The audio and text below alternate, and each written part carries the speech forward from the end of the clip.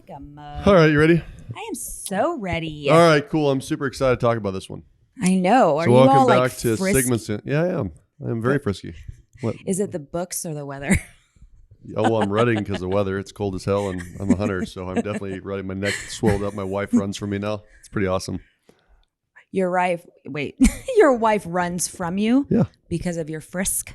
Because when you're in the rut, bucks chase does. That's what that means. Did you say you're in a rut? The fuck? I'm Josh Sigman, and I'm a mortgage lender. I'm also a geek for money, not just earning it and saving it, but literally everything about it. I love that money has rules. It has its truths.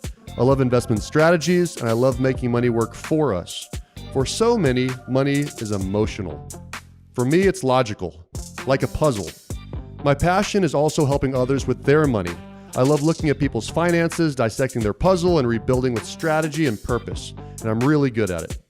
I'm making this podcast about my money strategies, not the things that are written in books or sold in programs. It's a podcast outlining the lessons I've learned and used for the past 15 years.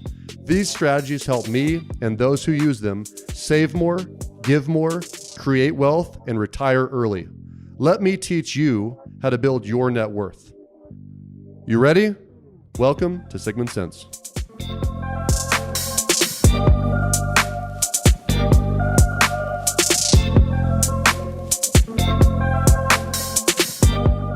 All right.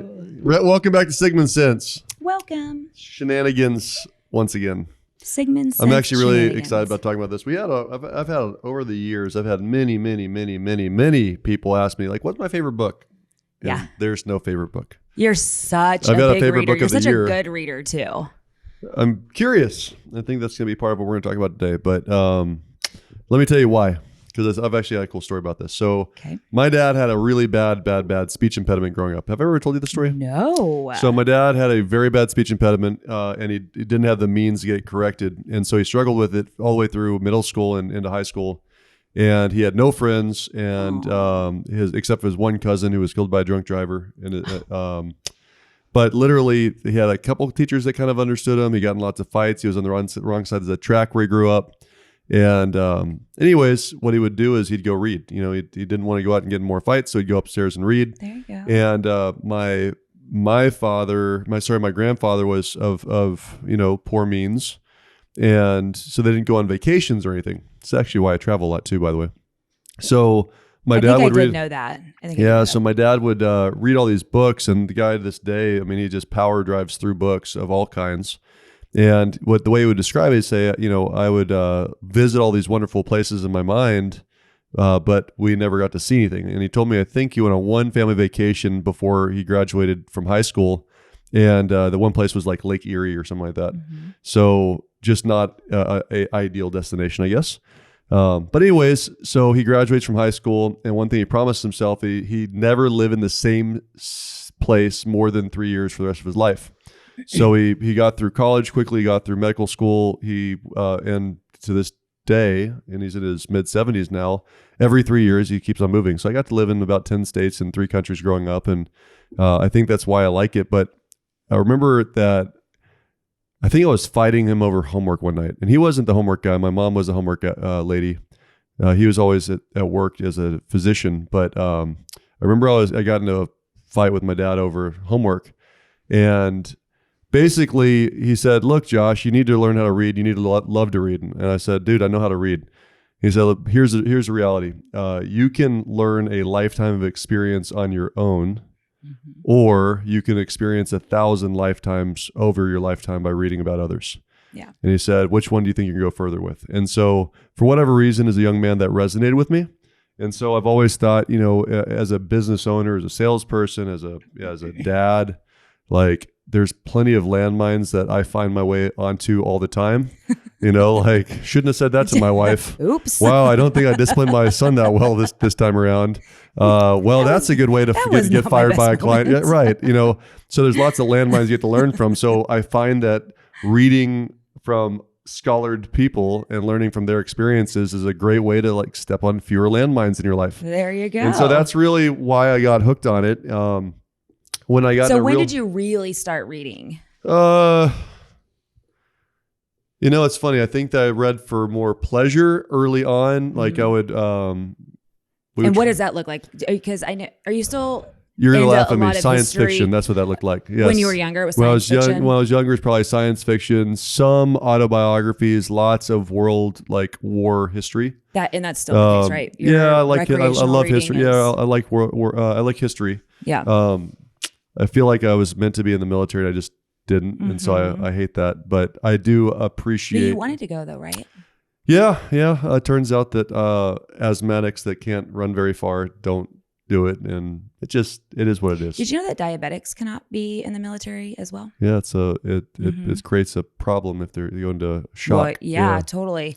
And they also diabetics they didn't used to be able to be pilots, but that changed last year, I think. Yeah. That's very interesting. Pretty cool because of the technology and stuff, which is interesting. Anyway, but yeah, so the whole purpose of today is basically we want to talk about. Originally, I think the request was 10 most impactful books, and then I was in my office and I realized I've got about 400 books in my office, and so I got to like number 12 before I even thought about, hey, this is the top 10. And so you can see a stack of some of my favorite books, and this is not all of them. In fact, I give away a lot of books to business partners and friends and clients that really impact me. And actually, my number one favorite book of all time is not even here because I literally cannot believe that there's not a copy of it. Them and at least 50 of them, and give them it all out. We'll talk about that a little later. But do you have it on Audible, maybe? No, because I had like 50 of them, like literally 50 copies. But apparently, I gave them all away. So the reason I bring this up is one thing. They're stacked in a specific order. Or groupings, because as I went through it and I was trying to figure out, like, when you think about impact, where does it all start? And so, this might resonate to you in some areas and not in others. Like, for example, there's some business books for running a business that I think are super important. There's some leadership books, which you might not lead many people, but I do think are important because you start with leading yourself to lead others, right? And if you have children, I was going to say, and if you have a family, it's really important to consider yourself a leader. Yep, and people don't view it that way for some reason. But then you get into, I'm in sales, and so I've got some sales books that I think were super important.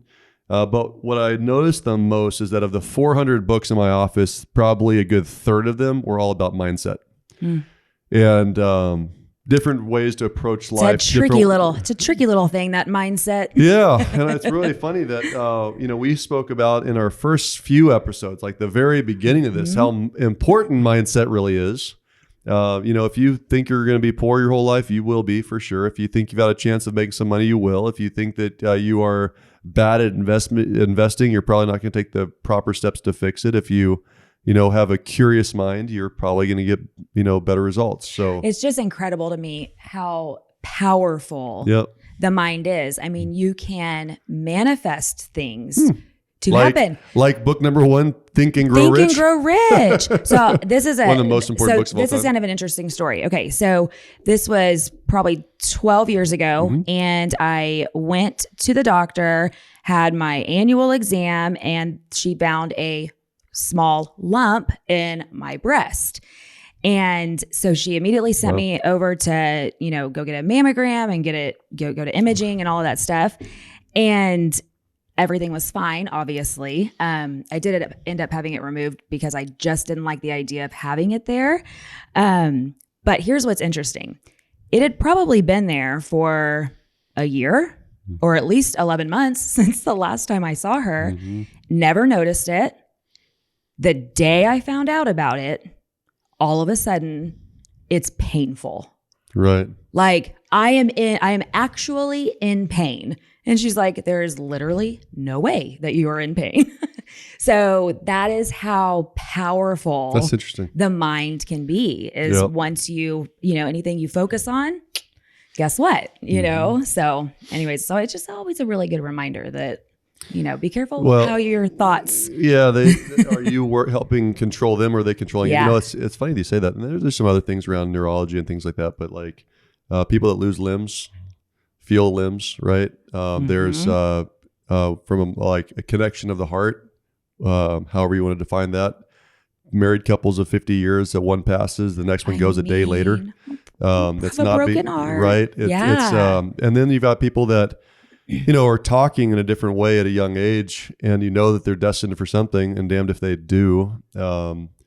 And it really comes down to, if you dream, it can be done. I believe that's a true statement. By the way, there's a book by Jules Verne called 20,000 Leagues Under the Sea. I've never even heard you reference that one before. Well, he also wrote about men on the moon. I forget the name of the book. What is it called? 20,000? 20,000 Leagues Under the Sea. Leagues Under the Sea. Yeah. So it's a really cool story. This is fiction about a guy named Captain Nemo, I believe it is. Captain Nemo, not Ahab. Yeah, Ahab is the whale. Nemo, I think it's Captain Nemo. And basically they are on a submarine, and which they get to fight all sorts of like giant squid and stuff like that. And it's a great book turned movie back in the 60s. I think the older Kirk Douglas, was actually in the movie. But why is it interesting to me? It's interesting to me because there were not submarines when he wrote the book. When Jules Verne wrote the book, there was no such thing as a submarine, right? Oh my gosh, he also crazy. wrote a book about men on the moon, like 100 years before there were men on the moon. It's funny. It's like crazy. One thing I always pay attention to now because of things like that is, if it can be dreamt up, it can be done. And so I remember in like 2000 to 2005, there were about a dozen movies about asteroids hitting Earth and us colonizing other planets. And my science fiction background, I was like, this is kind of cool. But then you start to think about, well, if you can manifest it, like that crap could be real. That can be real. You look up in the sky every once in a while and is there an asteroid on the way? And are we going to like have a Bruce Willis type go Right. land on it and blow it up with nuclear weapons? Like, why couldn't that happen? Right. Right. But it also, works for evil, but it also works for good too, right? Like, Totally. There's a whole lot of water on this earth that just happens to have salt in it. Right. It's like we will not run out of water if we can figure out a way to desalinate it in a cost-effective manner and distribute it worldwide. And I guarantee someone's going to figure it out. There's a big old pile of plastic floating in the Pacific Ocean that's like as big as a state. And, craziness. And some kid like in his 20s designed something that could start to capture it, and we can, That's people cool. dream up cool stuff. In fact, most recently there was like a $25,000 award for anyone that could, like for children, high school kids, to dream up ways that they potentially solve the COVID crisis. Really? Some girl in, I think it was Dallas, Fort Worth area, like it was a 14-year-old girl, Leave it to Texas. came up with an idea that they think would actually be a potential way to fix gosh. it. Yeah, like she got a $25,000 check. It's like, put it out Kids' there. minds to me are such beautiful things. Like I just love the purity that their minds operate from, and there's no negativity. Like they don't And there's no limits. Yeah. And they would never say anything or do anything to be mean because they haven't been taught or understand that piece of it yet. Yep. Like 'cause you'll hear, kids say, to their moms, "Oh, you're so fluffy," or "You're so soft," according to making them feel like, "Oh my God," so they're telling me I'm fat. They would never say that to be hurtful. It's probably something that they really love about you. That's like, right. when I cuddle with you, you're soft. That's really funny, actually. Kids' minds are It was meant incredible. well. I cannot say that to my wife. You That's should things not you cannot say. Yes. Past 13, you're screwed. Can't say that. Can't say that anymore. But yeah, so I only kind of work through a few of the books, and there's some money making tips. There's money saving tips. There's some mindset books that are in here. There's a few that we didn't get into just because we could talk about this for days. There's not time management in here, but time management I think is super important in all sorts of areas. And some of those would be like the 5-minute manager. Yeah, absolutely. The No BS Guide to Time Management is a great one. 4-hour work week. 4-hour work week for sure. Those types are great time and management there's plenty books of those for sure. sure. Which actually, 4-hour work week to me is as much of a mindset book as anything else. Like I totally people agree. think that you can't work 4 hours a week, and we got a couple dudes that do it for sure. Right. So, I'll let you go first. I know that you brought like a fun book to talk about. I don't really know where this one falls as far as, organization, time management, and money saving tips. This is definitely a money saving tip for sure. It's also a quality of life type Cool, books. let's hear it. Yeah, so it's called Lessons from Madame Chic: 20 Stylist Secrets I Learned While Living in Paris. So I got this book from my first boss, Denise Brown, and I absolutely loved it. So it's about a foreign exchange student, American foreign exchange student that goes and lives with a family in Paris. And there's just some very big differences in the way that they live their life versus the way that Americans live. And so this is all the things that she learned and explains. One of them being a lot of times their households or their closets aren't like ours, which, you can totally have like a makeup vanity and like have your closet as another bedroom. They are limited on space a lot of times. And so they have armoires, which don't hold near as many clothing items. And so they live and adopt the capsule wardrobe thought process, or whatever you want to call it. And I know there's a lot of information and a lot of theories and lessons on this, but the capsule wardrobe basically says it's about 10 items in your wardrobe to be switched out as seasons change. And so one great pair of jeans, one great pair of slacks, one button down, nice fitted button down, high quality white shirt, a cashmere sweater, some staples like that, one pair of great boots, one great and they pair all of match heels. each other, right? Like They all match. You can So mix and match everything. Yeah. So you're not looking at a lot of patterns and very unique pieces. It's solid colors, timeless pieces, high quality. You only need 10 of them. And in this book, she suggests that is truly all you need. Well, past the saving money thing, I do, obviously saving time. I can't stand it when some people I know change and change and change again before we go out. It's just one of those things like. And here's the thing. Right. We hate it as much as the people around us hate it. Right. There is nothing worse than having to change multiple times because you can't find something that you feel good in. Yep. It sucks. So then burn it. Like get rid of it. But it could Give just it away be a to today charity. thing. It could just be a today thing. Okay, we're gonna hold on to that theory.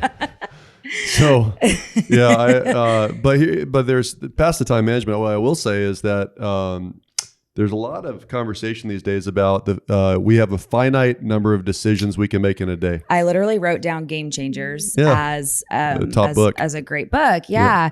And you're right. It is. There's only so many decisions that we can make every day. It's why surgeons do surgeries in the morning. Absolutely. And if you start making too many decisions or you pass that threshold, you are severely ineffective and it goes down exponentially. So, you'll hear of some of the, most successful people in the world, the Mark Zuckerbergs and the Bill Gates and the lady that owns Spanx. Yep.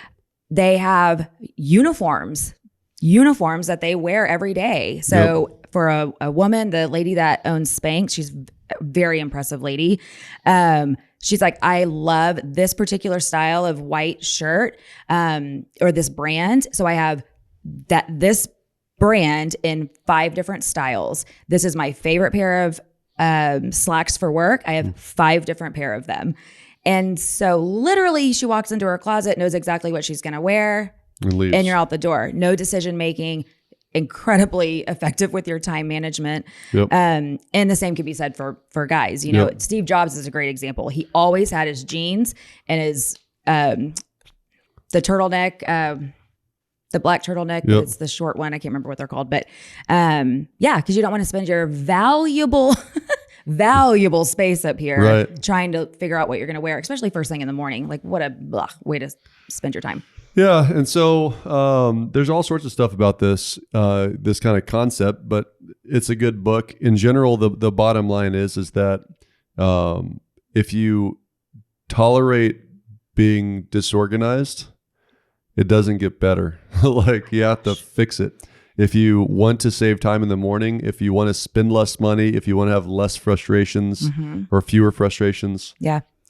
And we talked about this in another episode too. It was our money saving hacks episode, is the idea of shopping with a personal shopper. And as bougie and hoity toity and as that sounds, there are some real cost saving things that happen with a personal shopper, as well as time management. Yep. And they will not let you buy the 5th long sleeve black shirt that you have. You know, they'll say you've already bought 4. Let's get something that you don't have. So I love that. And then I totally agree about your spaces. The spaces around you are so important. The car needs to be clean. It's what you get into the first thing every day to drive to your work. You know, what you're doing to earn a living. And so having a great space, nice, clean, organized, sparkly, it's just desk space next to your bed space, place to lounge whenever you're lounging and you see crap all over the place. Like you're not relaxing. You're looking at the stuff you need to do. Exactly. Whether you know it or not, that's the thing that, you know, some people don't think that organization is important to them, and it's all subconscious stuff. And the other piece is anywhere you enter your house from, those spaces need to be nice, organized, neat, smell good, just make you feel good. So let's get into the couple mindset ones that I think are really good to get to. So if you want to start, you start with your morning. So there's a book, I was put onto this book by a friend of mine named Tom White. He referred me to the book, The Miracle Morning by Hal Elrod. And I know those that are listening to audio only can't see it, but for those that are on YouTube. Miracle Morning by Hal Elrod. And basically what it comes down to is I have a deep belief, and most successful people do, that the way you start your day is a momentum builder, right?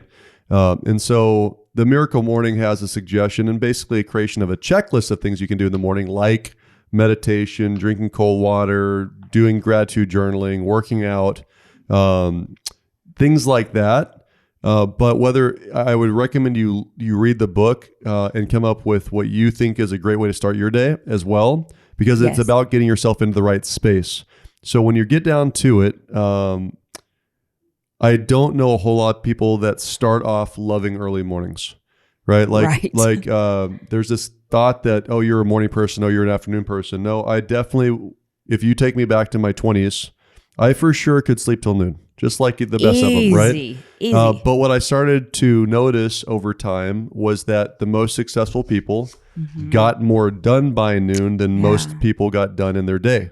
That's the truth. And so, you rewind the clock and you move the clock back a little bit further, and you move the clock back a little further, get up a little earlier. And why this book is really important to me is, especially as a family man now that has a couple different jobs, that's got being pulled in 100 different directions. What I find is when the sun's not up, I shouldn't say staying up late at night. So in the morning, so I'll do that too. That's the only personal time I get anymore. Like the truly personal time for me, about my mental health, about getting centered and ready for the day occurs in the morning. And so what that looks like for me, primarily that comes out of this book with a couple of different things, is, I get up basically the same time every single day. What time do you wake up? Depends on my personal trainer, but for the most part, it's right at 6 o'clock. Yeah. When my personal trainer wants to go earlier, it's 5 o'clock. It just, I'll get up as early as he wants to do. But I need to have at least 15 minutes of gratitude time. So there's lots of books that are called gratitude journals that you can buy.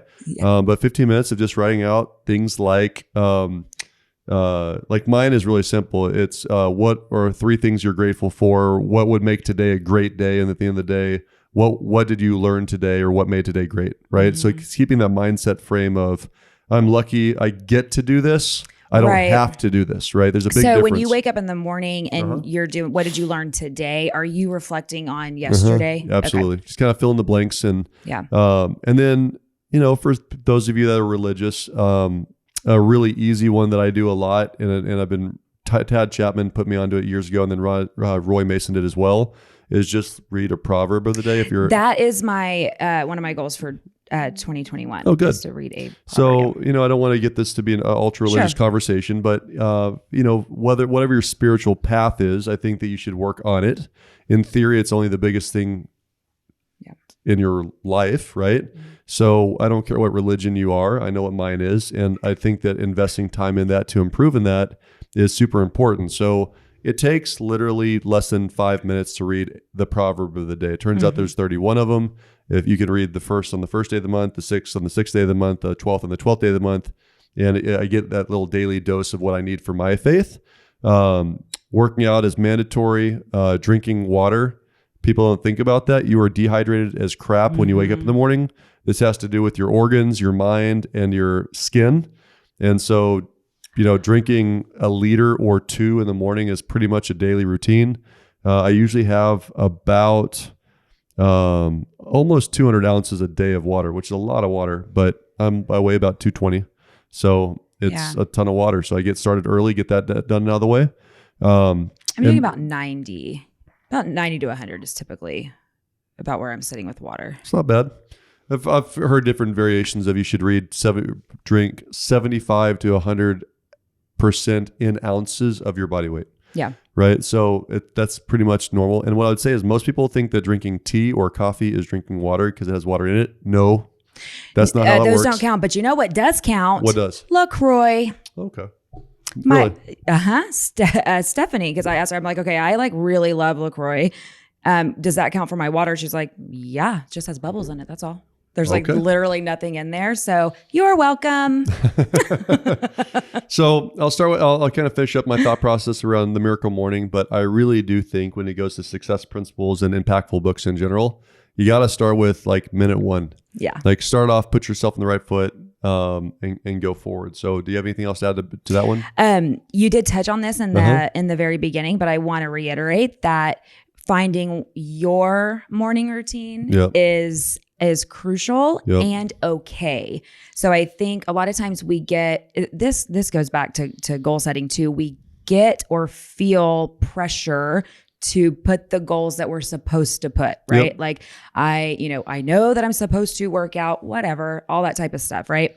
Finding the things that make you feel good in the morning, even if it's not traditional or what you hear other people say, is really important. It's funny you said the book Game Changers actually talks about the concept which is another great book that's not even on the table. I know. I wrote it down. So they talk about the ideas of lions and wolves. Yeah. And people don't think about this, but it makes a whole lot of sense. So some people get their best work done first thing in the morning. They're lions. They're up with the sun. And what do lions do by about noon in Africa? It's freaking hot around noontime, so they sleep under a tree. Yes. Well, that might be you. You might get your best work done at 5 a.m, which means that don't get up at 10, right? And you missed it, right? You literally missed it. And on the flip side, there's some people that are wolves that they I'm ready to go to bed. I'm cashed out at 6 o'clock as far as business goes. And some people are night owls and they start to really think creatively around 10 o'clock at night. So, and you know this because in business, those are the people that you have 4 emails from them that are 10 o'clock at night, 2 a.m. or text messages. I'm just sending you this so I don't forget tomorrow. Right. And then you're texting them at the morning meeting at 8 o'clock. Where are you? Where are you? I was working till 2. My brain's tired. Right. I created all night. So, but that goes back to figuring out what your rhythm, circadian rhythm is and doing what's best for you to get optimal performance, right? So I want to move on away from that. That's good. From that, I would probably jump over to I think the single number one biggest determinant of success is Grit, Grit, by Angela Duckworth. Okay. I think that the single biggest determinant of successful people is what we call grit. Grit by Angela Duckworth. Yeah, I've read this a couple of times now over a couple of years. But do you disagree with that statement? I'm curious. Say it again because I heard you. The single biggest determinant of a person's success is their grittiness. Yeah, I think I would agree with that. I would love to talk through what the difference is between drive and grit. Yeah, I'd love to talk about that. Drive is temporary. Motivation is temporary. It comes and goes. So let's give an example. So there's this concept that I believe in that's called driven, drifting, or directed, right?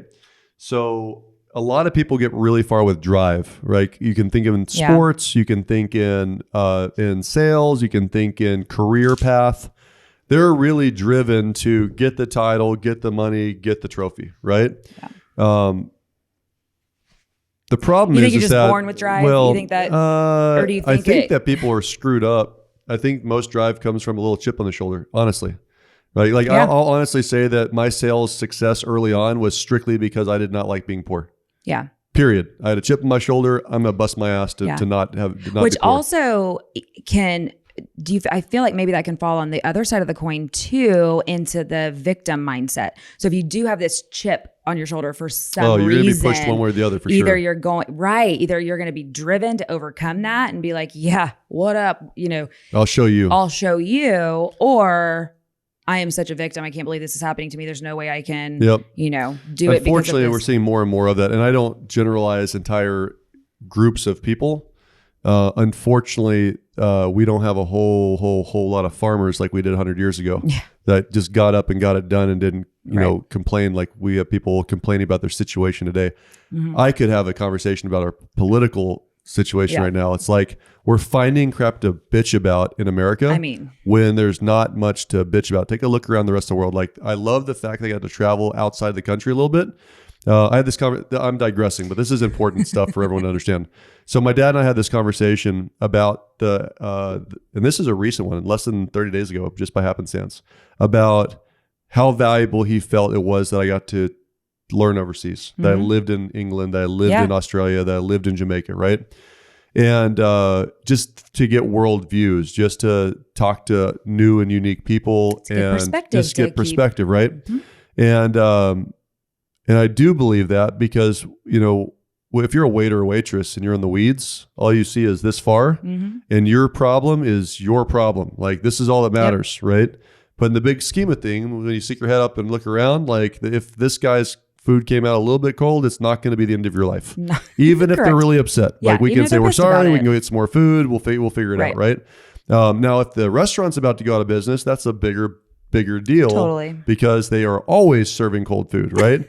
But that's not really the big deal. What if, take it the next step about paying tax or not paying taxes to pay for this great country? And then you take it a step further and it's like, well, are we using this for good or evil in the world? Mm-hmm. But the point is that my dad feels so fervent that this is a big thing that he just changed his will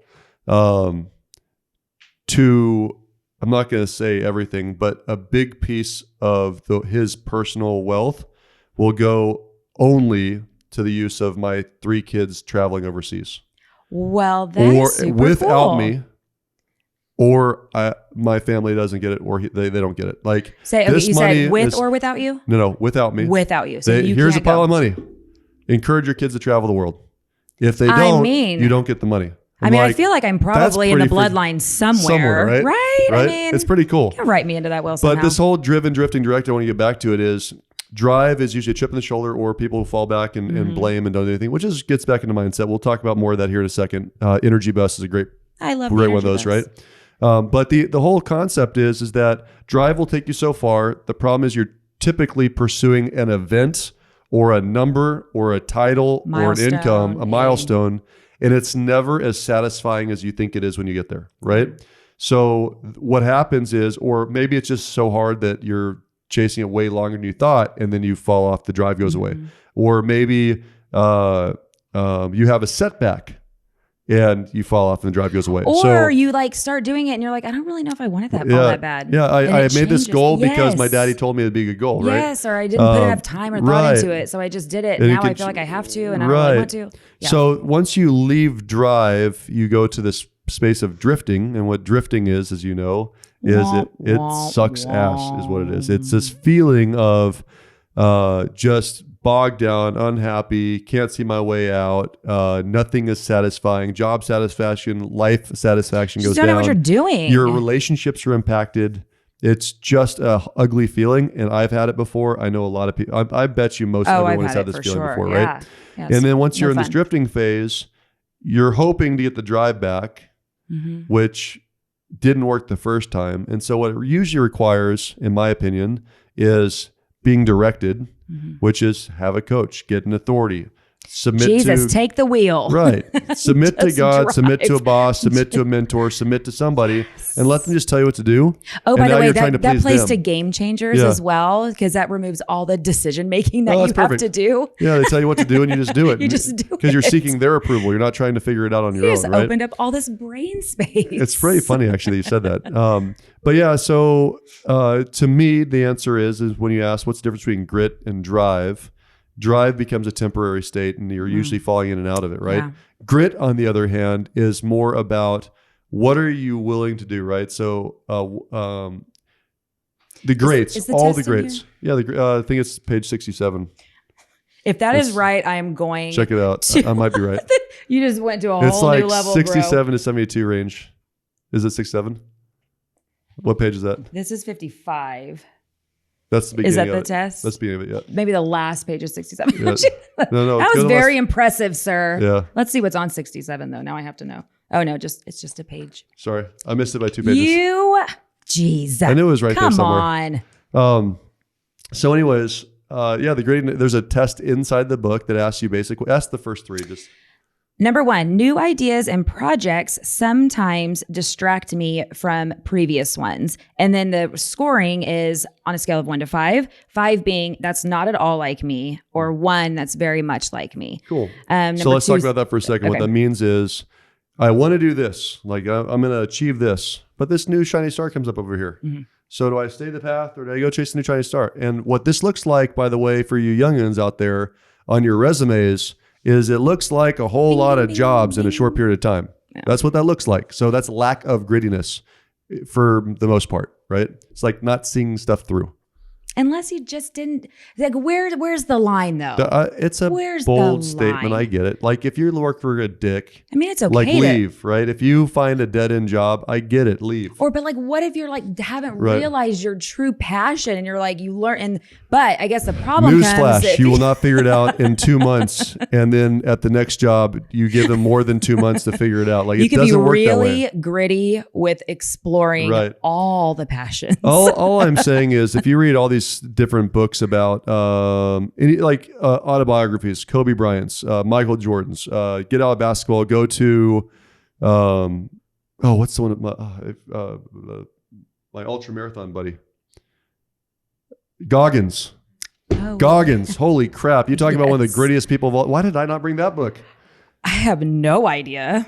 David Goggins has an amazing book out there. And basically all he focuses on is finding the level of pain you can handle and then go for 5 more hours. Then do This more guy of it. literally ran a ultra marathon 100 miler with like a 3-day or 2-day heads up. Yes, and his book is called Can't Hurt Me. Can't Hurt Me by David Goggins, which would be a great one if you're like, I usually run like 2 miles and I can't seem to get to 3. Read that book. You'll feel like a chump. It's really good, which is another mindset book, by the way. Like we all have 15 extra gears according to David Goggins, but that's an example of grit. It's like, I'm not going to if my feet keep moving forward, I will eventually get to the finish line. That's what grit is. 100%. Just keep moving. The second question is setbacks don't discourage me. I don't give up easily. Cool. That to me is more about, are you looking for the lesson in it or are you using that as an excuse, right? Mm-hmm. Like for me, setbacks I take note of, but then I try to figure out that's the landmine example. Right. A setback to me is a landmine. Like, okay, well that shit didn't work. Yeah. Let's try a different approach or do it twice as hard or do it twice as often. Like, let's just figure it out. Yeah. So it's a really great book. It is a good book. And I as I'm reading these, I can't help but think like the examples are jumping from as a kid, like examples that I'm pulling from Right. childhood, and then also examples from my adult life. So it's kind of it's a lot going on up here right now. Yep. It's very interesting. It's And what's the like? How much do people change? Like, right? Is if it a developable skill set? Right? Or do you have it? Are you born with it and it's yours to lose? Or that's kind of interesting, right? They talk a little bit about that in the book. Angela Duckworth does. It's worth the read. It's amazing to me. I'll just use kids sports today. Okay. I'll just use that as an example. So I work out at this place called Only the Elite. It's a really cool place that is helping high schoolers make, try to make D1 ball, or D1 athletes try to make it the next level, right? And they also help out 40-year-old men that need to lose some weight, right? So what's interesting to me is that, like, when I think about a high schooler, certainly myself in high school, okay? So my argument, by the way, is going to end up with, yes, you can develop this skill. Can you be born with it and lose it?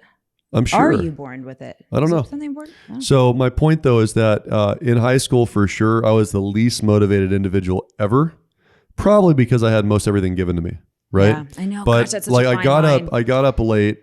I would study for tests the morning of. I would write papers the night of.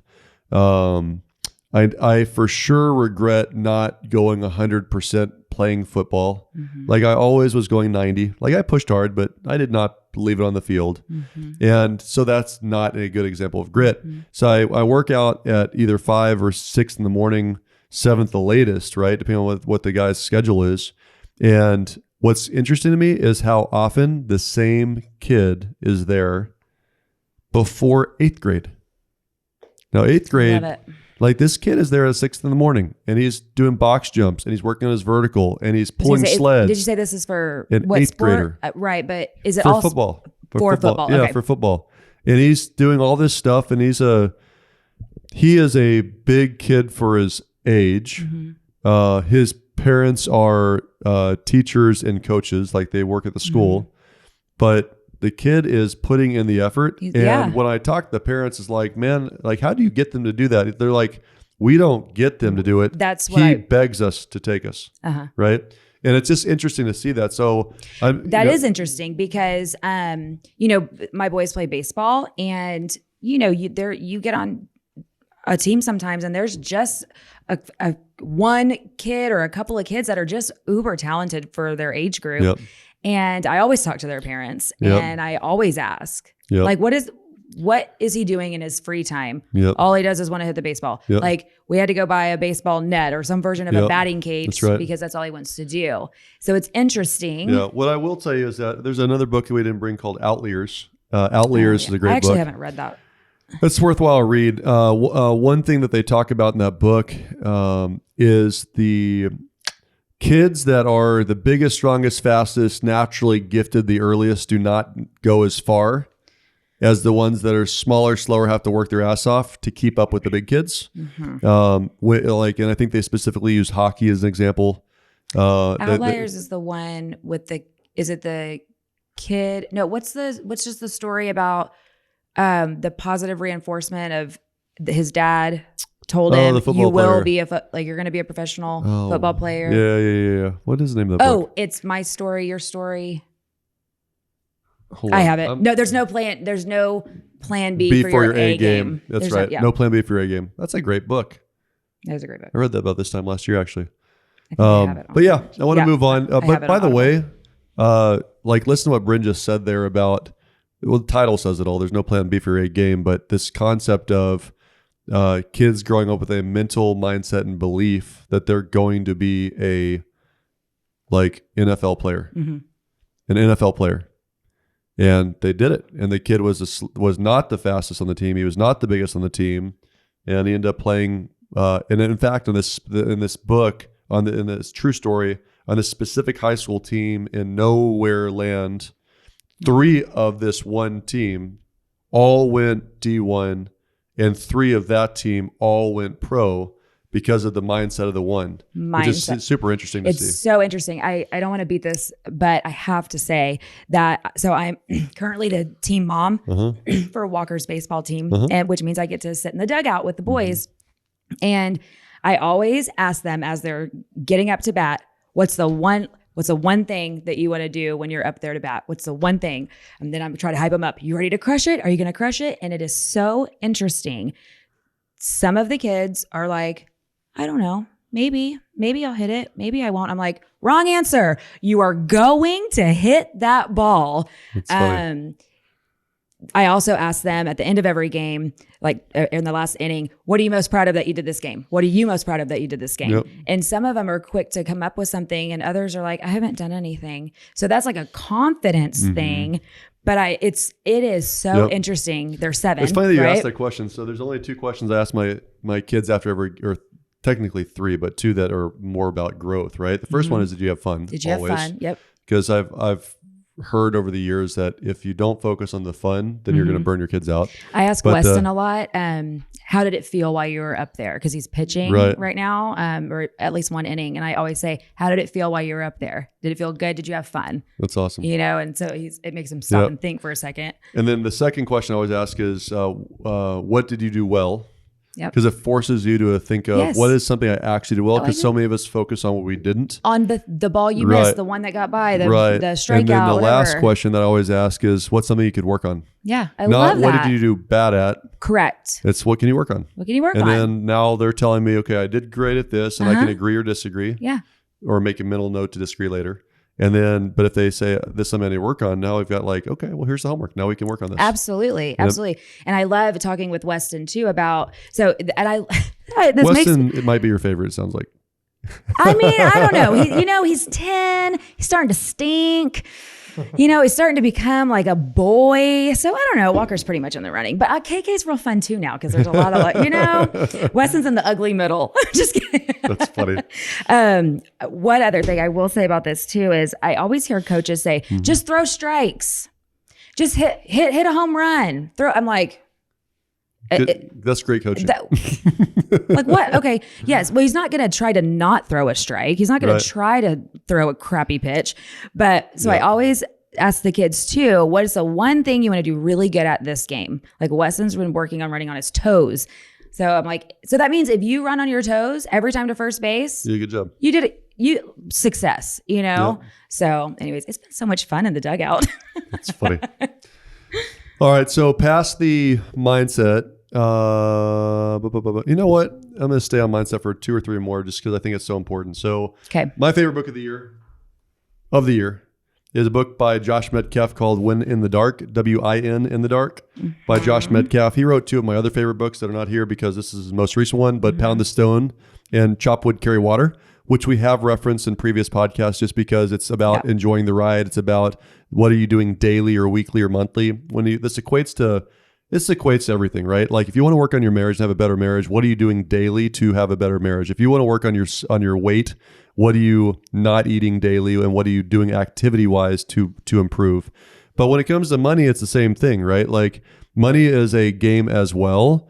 And if you're not participating on a daily basis, like just look at your bank statement, look at your credit card statements, like at least on a monthly basis, look at your personal family budget and know if you won or lost the day, right? It's just a cool thought process. But Win in the Dark has lots of lessons in it. I just started it. I'm 2 chapters. Oh, good. Oh, yeah, I signed it to you. So That's like awesome. all 6 pages. So let me tell you what my 2 or 3 favorite concepts are from this. So basically it's a story about a kid that gets dropped off, he's still in high school and he gets kicked off the soccer team. And his granddad and his dad dies kind of in the same period of time. So he's kind of like lost, I guess. And his granddad is a like champion, not a tightrope walker, but a slackline walker, right? So you've seen these, bands strapped between 2 cliffs or between 2 trees and they've got to walk across it. And so he decides he's going to be the best highline walker ever, right? And his granddad walks him through all these different life lessons, which is such a great book. Easy book, by the way. I'm making my kids read right now, at least my oldest 2.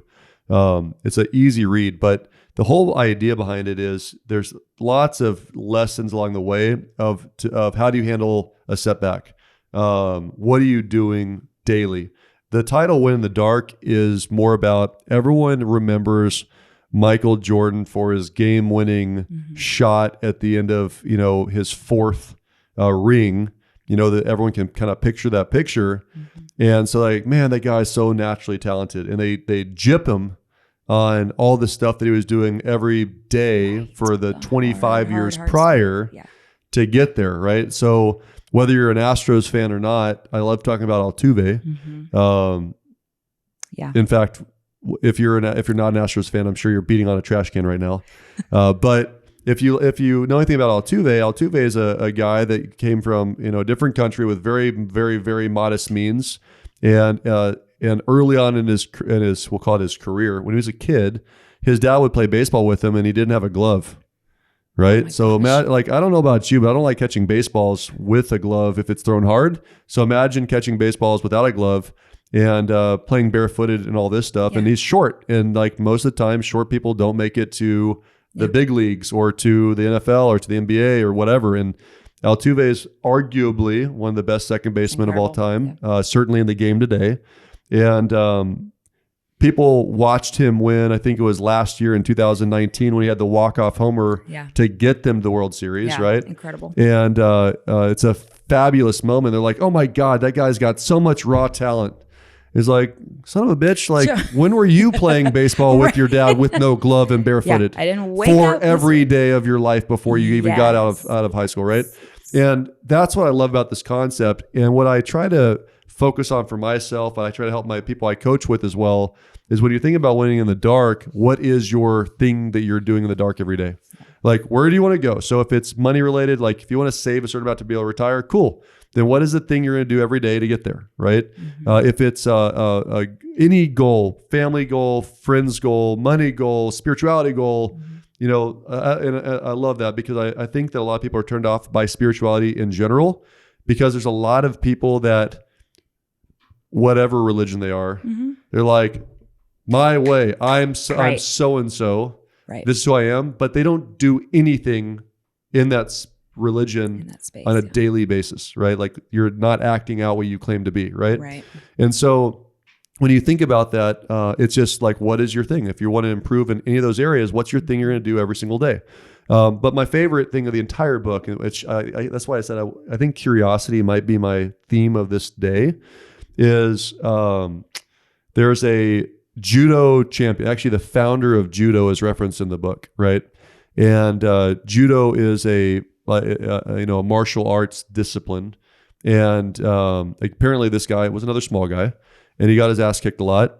And he figured out they couldn't take the fight to people. And I think judo is the one where you use people's momentum against them, so that Is judo the same as jujitsu? Yeah. Okay. Yeah. I took that in college. Right? I don't know if that's true, actually. Jiu-jitsu? As soon as I said that, I know judo is an Olympic sport, and it's more about throwing and body weight more than anything else. It's not. That's a good thing I have. Look this that up. handy I want to dandy know. little. Actually, I don't know the answer to that, so I'd like to know. Let's find But out. bottom line is, supposedly, I mean, first of all, this guy's the godfather of it, and he basically had gotten up to a level that might as well have been 5 black belts, and he's on his deathbed. And all of his from around the world, all of his friends and like followers are around him, like, how do we honor you in this in your death? And his answer was super interesting to me. His answer was, bury me in my white belt. And if you don't know anything about, martial arts, white belt is the rookie, right? And they're like, sir, no, you deserve the highest honors. You've got 5 black belts. We should bury you in that. And he said, well, where I'm going, I've never been before. I want to make sure I'm in the right mindset. I want to have the mindset of a student, right? Yeah. And by the way, that's how he became a 5-degree black belt, is having a mindset daily of a student. And one thing that I avoid, there's lots of books we could reference later about like who you hang out with, right? Yeah. Be careful of the know-it-alls. If they don't have a mindset of a student, you will outgrow them. Yeah. Eventually, over time, they will hold you down. You will outgrow them. But I love the book in general because it's got lots of little stories and lessons like that are so relevant to stay on task. By the way, judo, jiu-jitsu, which was it? Yeah. Okay. So judo is rooted in jiu-jitsu, but the techniques are a bit different. In judo, they actually emphasize a little bit more on the throwing than in jiu-jitsu. It's using momentum. And you can win by a throw in judo. But in jiu-jitsu, which the more you say it, the harder it is to say, you're not allowed to. Interesting. Yeah, so my understanding of the guy is that he was small and he couldn't physically take the fight to the guy. You'll love this. So he'd use momentum. Like you've all seen a movie, the guy's like charging you. Yeah. And you sidestep and use their own momentum against him to throw him. Yeah.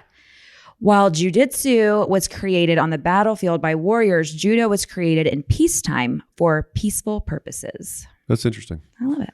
So that's my favorite book of the year, just because I think that dive back into the victim side of the world, right? So I constantly have to read to stay in a positive mindset, right? Why do I say that? Couple things, like turn on the news, which you need to be educated about what's happening in world events. Or find somebody to give you the cliff notes of the pieces that are like hit the highlights. Randy's so good at that for me. You're really good at that. But bottom line is there's a whole lot of negative crap happening in the world. At least that's what the media focuses on, right? And then you add on, some of us have employees or are the family breadwinner, right? In which case, sometimes the weight of the world is on you. You know, you've got a lot of people have been furloughed, laid off, lost their job, lost their company. More people have gotten sick or their relatives got sick. And some of those people even died, right, with COVID. So there's a lot of negative stuff out there. And you're going to succumb to it, be a victim of it, or you're going to figure out a way to turn and dodge and weave, right? And I really think that feeding your mind and mindset, and when you find, especially a family member or friend that's in that, you got to call them on their bullshit and help them get out of it. Yeah. And giving good books like this are a way to get people focused on where they are winning, what they are lucky to have and what they're grateful for. So, you know, for example, there's a lot of people that are sick, but there's a lot of people that actually have already been given the death sentence of a disease. Like they are for sure going to die versus the person that's sick that there's a percentage chance, but more than likely you're going to be just fine in about 3 days. Okay, right? So what's funny is I've got a course student of mine, gotta give him some props. His name is Robbie. He got sick with COVID last week actually.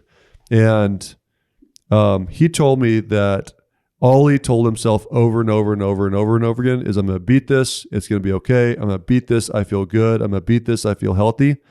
And he was knocked solid. Like he was knocked down. Yeah. And for sure he wasn't himself 3 days, 4 days later.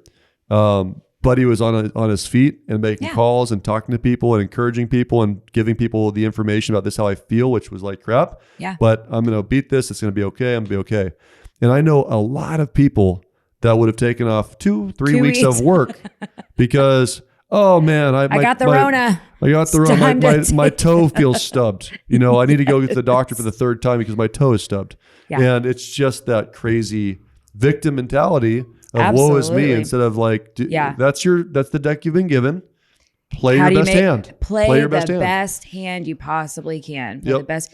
Yes. And as far as mindset, especially with coronavirus and everything, you know, and having a type 1 diabetic in the house, you know, it's scary. It was a little scary, you know, but I didn't let fear guide us. I simply said, it's not a freaking option. Yep. There is no coronavirus coming in this house. That's right. It's not coming in. You're not getting any energy from us. It's not coming in. It's not coming in. It's not coming in. Okay, hippie. I know. That's coming from Sandy right there. My hippie shines through in a lot of mindset stuff. There's nothing wrong with it, though. I'd rather have that than the woe is me. Holy Absolutely. crap. Don't give it any energy. It's not worth it. What's that movie? It's called As Good as It Gets with, it's called As Good as It Gets with Jack Nicholson. And he's the opposite, been a long time. Right? He's just like, the world sucks. Every aspect of the world sucks. It's a great movie, by the way. Like, it ends really well. I need to watch that. It popped up on my feed the other day. Hey, we're kind of running out of time on this one. So tell you what, why don't you visit us next week and we'll do a round 2, part 2 of most impactful books. Until next time. Absolutely. Thanks so much and join us again on Sigman Sense. Cheers. Make sure you like, share, and subscribe. Tell your friends.